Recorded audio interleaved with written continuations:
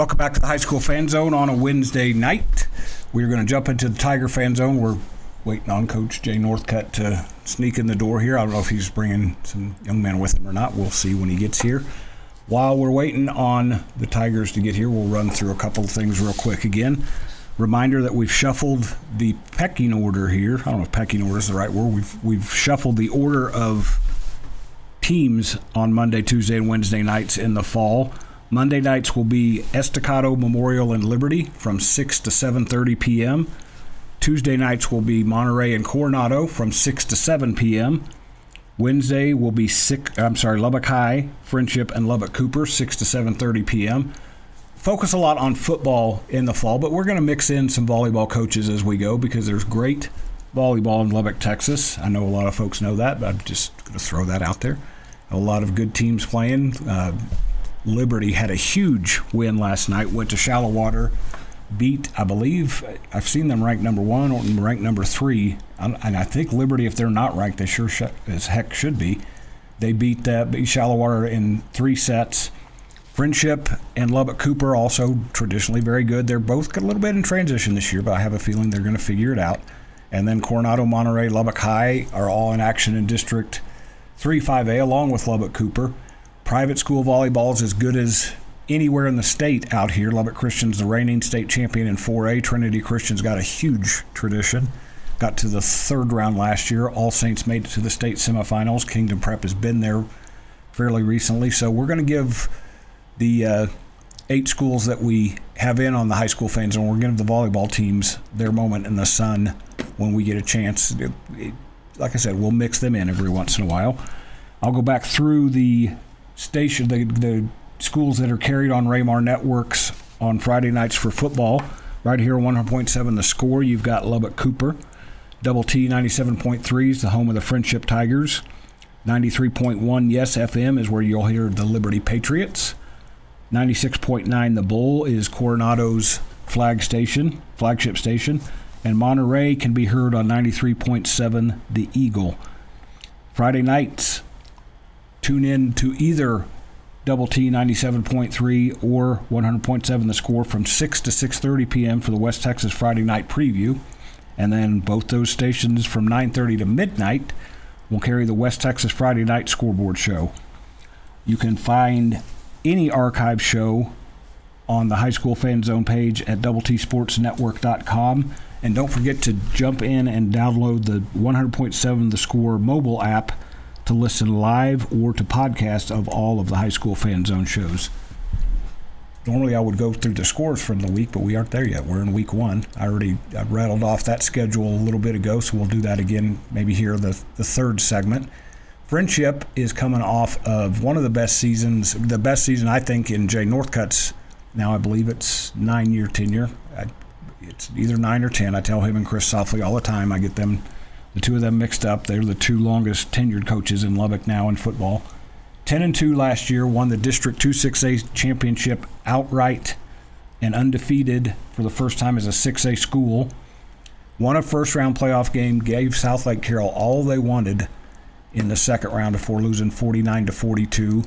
I was just checking to see where South Lake Carroll wound up. I do know that Friendship starts the season tomorrow night, 6 p.m. at Shotwell Stadium against Byron Nelson, which is in the same district as South Lake Carroll, and I believe beat South Lake Carroll last year. They ran into the similar hurdle that Friendship has the last several years. They lost to North Crowley in the by-district round. North Crowley went on to win the 6A Division II state championship. I want to check to see what South Lake Carroll did along the way here. South Lake Carroll is an interesting team to watch. They line up from end zone to end zone with bodies. I don't know all those guys get to play, but there are a lot of guys in black and green when they get out there. Let's see, South Lake Carroll must have been in the semifinals. No, that would be a state championship game as well, I believe. So Friendship was knocking on the door to beating a very good team, and they've got to begin the season against a very good team. But I think Friendship's got a chance to be a very good team again. Lost some pretty impressive guys. Leighton Stone's across the street from us here at Texas Tech. Holden Phillips is across the street. Quarterback Holden Phillips is across the street at Texas Tech. Got several other defensive guys scattered at some of the small colleges in town. Grayson Page is now at Stephen F. Austin, so you lost a lot of talent, but Friendship never lacks for talent, and they've got some guys. Chase Campbell, another Texas Tech signee, is back to kind of headline the offense. Quade Ferris is a young man quarterback who moved down from Bushland for his senior year. Got a chance to do some things. They didn't want to pick this scab with Lubbock High while Coach Wanrod was here. Braden Dunkerson, the former Westerner, and the young man who led the city in rushing last year, is now in a Friendship uniform. Has a chance to do some things out there. And then defensively, Hudson Page, the younger brother of Grayson Page, is probably a Division I guy. Comes from really good genes. His dad was an offensive lineman at Texas Tech, and mom was a Monterey basketball player and played for Marcia Sharp for the Lady Raiders. So there's a lot of athleticism in that family, and Hudson has inherited a lot of that. It's a young man who got huge over the summer. I saw him at the end of last year and then saw him just the other day, and it's just impressive how much bigger and stronger he's gotten. Friendship, like I said, won the outright District 2 6A championship for the first time as a 6A team last year. The history and tradition at Friendship the last 35, 40 years is out here is pretty much unmatched, going back to Bobby Davis, who got them, who was the coach when they were 3A when he got there, elevated to 4A, got to them several state semifinals. I actually covered a few of those when I was with the AJ back in my much younger years. They played their first state semifinal game in 2000. Kendall Bryles, a name familiar to high school and college football fans around these parts, was the quarterback. David Thomas, young man who went on to play in the NFL, had at least one Super Bowl ring. If he's listening, he can text me. He may have two of them. He played for the Saints and the Patriots, so he may have piled up a couple of them. And Jay Northcutt and his staff have taken that and built it as a 6A. That could change next year. They may be a 5A team with realignment. Coming up on a break, we'll be back in the Tiger Fan Zone on 100.7 The Score. I'm Randy Rosetta. Breaking down Friendship sports. This is the Tigers Fan Zone podcast from 100.7 The Score. Welcome back to the Tiger Fan Zone on 100.7 The Score. Jay Northcutt is on his way. This has probably been a little bit of a weird week for him and the Tigers. They are not usually a team that plays on Thursday nights. They're usually to the Friday night. So he's going to apologize when he gets here, and I've already told him he doesn't have to apologize. He's got a team to get ready for a very difficult game Thursday night tomorrow, 6 p.m. at Shotwell Stadium. They play Byron Nelson. The Bobcats were 8-3 last year. Got knocked out in the first round by eventual state champion North Crowley. So much like Friendship, Jay has said this to me a lot of times. They've gotten beat by South Lake Carroll in the playoffs the last 3 years, but a lot of teams get beat by South Lake Carroll, and a lot of teams get beat by North Crowley. So you can have a great season in Texas high school football, and it maybe ends a little sooner than you want. And Friendship definitely had that. I was looking at their schedule. And it's the reverse of their schedule from last year. It's very interesting schedule because they play, as I said, they start against Byron Nelson, then they go on the road to Wichita Falls to play Wichita Falls Memorial, which I believe tied for the district championship in 2-5A Division II, and I think went 3 or 4 rounds deep in that level, first-year program. Then they come home to play Wichita Falls Legacy, which is a team that Coronado starts with Friday. That a team that Andrew Roy and I talked about. It's a team looking for the first win in program history. So I'm going to guess that Andrew Roy would like to pass that buck to at least week 2 and not have to worry about being the team they beat the first time. And then hopefully Jay Northcutt doesn't. Maybe we'll have to worry about it. I don't know. Maybe we'll see who Legacy plays that second week. Maybe they'll get it and the pressure will be off on Friendship, because then the next week there's plenty of pressure because they play old rival Lubbock Cooper, and that is at home at Peoples Bank Stadium on September 19th. At home again the next week against Midland Christian, and I don't think anybody will need to remind Jay or his team that Midland Christian just about jumped up and bit them last year. I believe the final was 35-34, so I bet there's some focus on that one. Tigers are off that next week, which is kind of cool because it's the following week, I believe, when Friendship opens district play on the road at Midland High at Peoples Bank Stadium that night. Memorial will be at home against Prosper Richland in a game that's going to be treated as a varsity game. Friendships Memorial's playing a non-varsity schedule their first year, but they're going to make a big deal of that, and I think it's really cool for their kids. Friendship then is back home against Midland Legacy, and at Odessa High the following week, at home against Odessa Permian, on the road at San Angelo Central. Every game in 2-6A is a grind. The ones the last few years that are traditionally are the toughest have been Midland Legacy and Odessa Permian, and those have become really fun, spirited games to watch when Friendship takes the field against them. Permian comes to town on October 31st, so you've got the Black Panther in town on Halloween night. That ought to be kind of interesting. That's who Friendship plays this season. We're going to I want to go back and zip through the opening week schedule real quick. I mentioned Thursday night, Friendship against Byron Nelson, 6 p.m. at Shotwell Stadium in Abilene. That's on Double T 97.3 FM. Lubbock High, who is just here, is at home against Hereford at Lowry Field at 7 p.m. Lubbock Cooper hosts Lovejoy on Double T, at 100.7 The Score and the HubCityPreps.com Game of the Week. Coronado's at Wichita Falls Legacy, as I mentioned, trying to avoid becoming their first victim. 7 p.m. at Memorial Stadium on 96.9 The Bull. Monterey is at home Friday night against 6A state champion from last year, Choctaw, Oklahoma, from Oklahoma. That is on 93.7 The Eagle. Estacado's on the road at Jim Ned. That's a battle of a 4A ranked team and a 3A ranked team, I believe. Liberty is at home against New Home on 93.1 Yes FM. Patriots' first of 4 straight home games to start the season. Trinity Christian goes down to Abilene and takes on Jewett-Leon at 7 p.m. at Abilene Christian High School, which is a very nice facility for a little private school. It's right there off of I-20 as you're going through. You can kind of see it on the right. Lubbock Christian hits the road, goes to Wink for a 7 p.m. kickoff, and then a couple of 6-man games in town.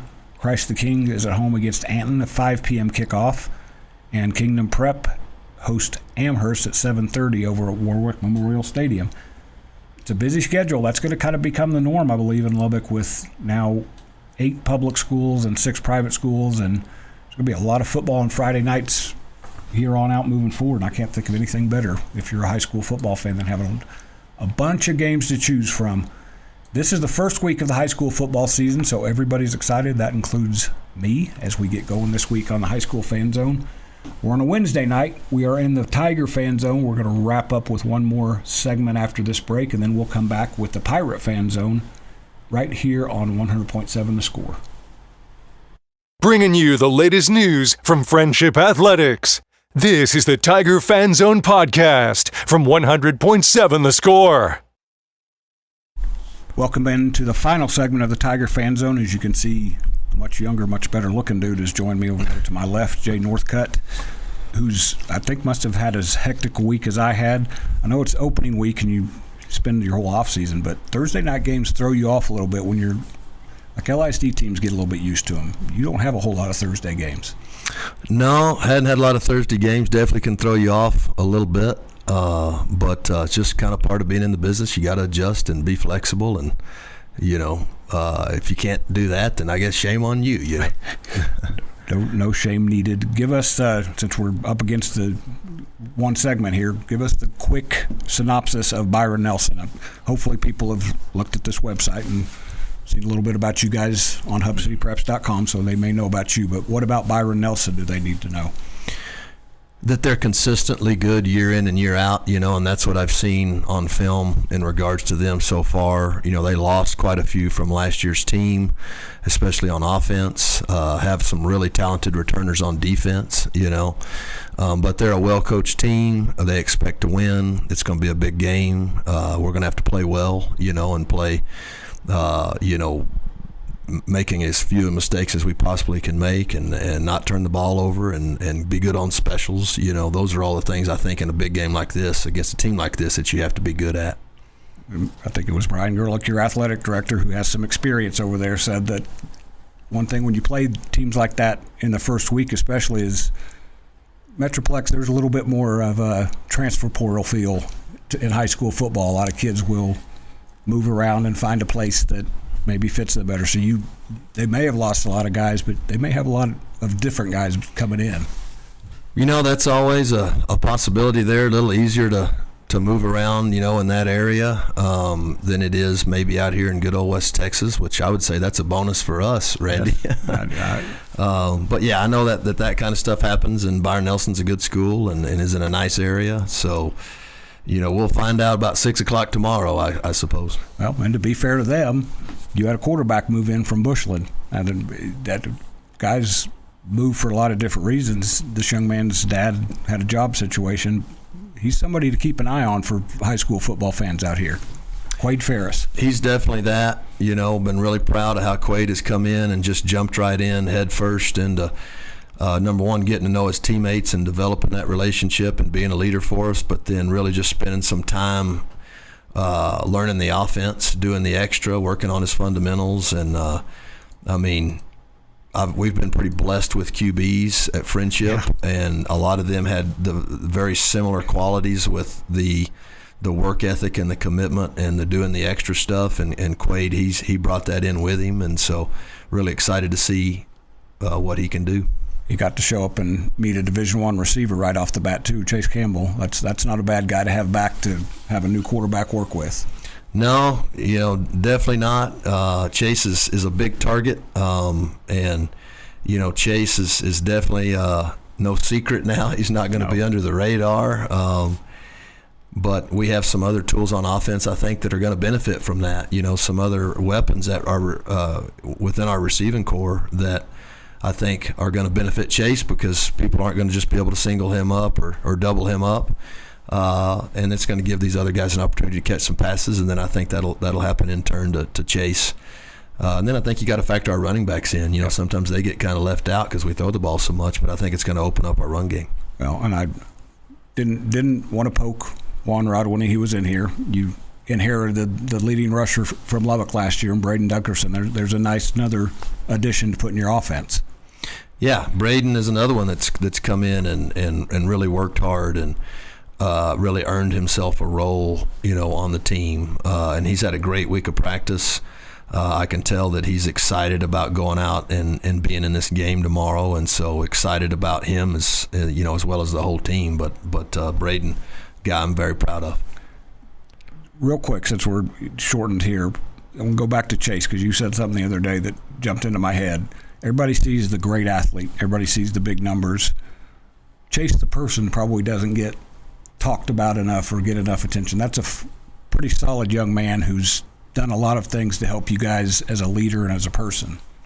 Yeah, absolutely. And sometimes even when you talk about them, I still think they get overlooked. But, I think a great way to just kind of sum it up quickly is just yesterday, after having a pretty tough 2 days of practice, I hear somebody in the turf room late. I'm fixing to leave. And I go in there and hear the jugs machine on, and he's in there catching passes. So of all people, you got Chase Campbell, 3-year starter and captain, that's in there getting some extra work.